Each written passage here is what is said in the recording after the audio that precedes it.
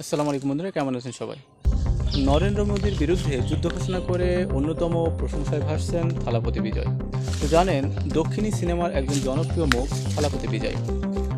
তো তিনি ভারতের বিভিন্ন জায়গায় জনসমাবেশ করছেন এবং রাজনৈতিক বক্তব্য প্রদান করছেন। তো গতকালকে তামিলনাড়ুর একটা শহরে তিনি যখন জনসমাবেশ করেন তখন কিন্তু একটা দুর্ঘটনা ঘটে। আর এই দুর্ঘটনায় পদদলিত হয়ে 19 জন মারা যায় এবং অসংখ্য মানুষ আহত হয়। তো তাদের চিকিৎসা এবং তাদের যে মৃতদেহের ক্ষতিপূরণ, সেটা হিসেবে থালাপতি বিজয় কিন্তু ঘোষণা দিয়েছেন। তো তিনি বলেছেন, যারা মৃত্যুবরণ করেছেন এই ঘটনায় তাদেরকে 20 লাখ টাকা প্রদান করা হবে এবং যারা আহত হয়েছেন তাদেরকে 2 লাখ করে। তো দেখেন, ইন্ডিয়ার ব্যাপক সমালোচিত একটি মুখ মোদি।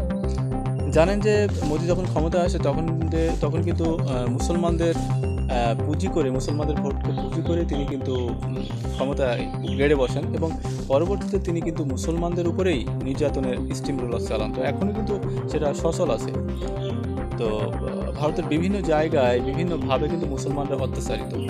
সেখানে মসজিদ, মাদ্রাসা যেভাবে ভাঙা হয়েছে, এটা শুনলে আপনার গা শিউরে উঠবে। এবং মুসলমানদের যেভাবে অত্যাচার করা হয়েছে, এটা ইতিহাস সাক্ষী এবং ইতিহাসের সবচেয়ে কলঙ্কজনক অধ্যায় এটি। তো সেই একটি রাজত্বের অবসানের জন্যই এই থালাপতি বিজয় কিন্তু যুদ্ধ ঘোষণা করেছেন মোদির বিরুদ্ধে। তো সেটার সপক্ষেই কিন্তু লাখো কোটি মানুষ এই থালাপতি বিজয়ের পিছনে দাঁড়িয়ে এই আন্দোলনগুলো করে যাচ্ছেন এবং তারা কিন্তু বিভিন্ন জায়গায় জনসমাবেশ করছেন। তো এই যে থালাপতি বিজয়ের যে কার্যক্রম, সেটা কিন্তু লাখো কোটি মানুষের চোখে ভালো লেগেছে এবং তারা কিন্তু সমর্থন দিচ্ছেন। এই জন্য থালাপতি বিজয় এখন বর্তমানে ভারতের সবচেয়ে জনপ্রিয় একটি মুখ এবং তিনি কিন্তু সামনের দিকে ক্রমেই অগ্রসর হচ্ছেন এবং তিনি সামনের নির্বাচনে বিজয়ী হবেন বলে আশাবাদী। এবং জানেন যে থালাপতি বিজয় দক্ষিণী সিনেমার একটা জনপ্রিয় মুখ এবং তিনি আস্তে আস্তে তার এই যে সিনেমার যে জীবন, ক্যারিয়ার, সেটাকে গুটিয়ে নিয়ে আসে রাজনৈতিক অঙ্গনে স্থায়ীভাবে গমনের একটা সিদ্ধান্ত নিয়েছেন বলে শোনা যাচ্ছে বা গুঞ্জন উঠেছে। এবং সেটা কতটুকু সত্য সেটা দিন শেষে বোঝা যাবে। এবং তিনি কিন্তু তার এই রাজনৈতিক ক্যারিয়ারটাকে মজবুত করার জন্য বিভিন্ন জায়গায় কিন্তু জনসমাবেশ করছেন এবং মানুষকে মোদির বিরুদ্ধে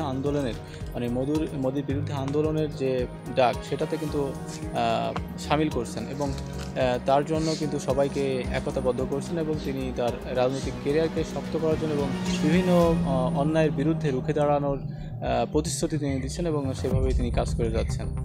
তো দেখা যাক যে সামনে নির্বাচনটা কেমন হয় এবং কতটা সুষ্ঠু এবং কতটা জনবান্ধব হয়।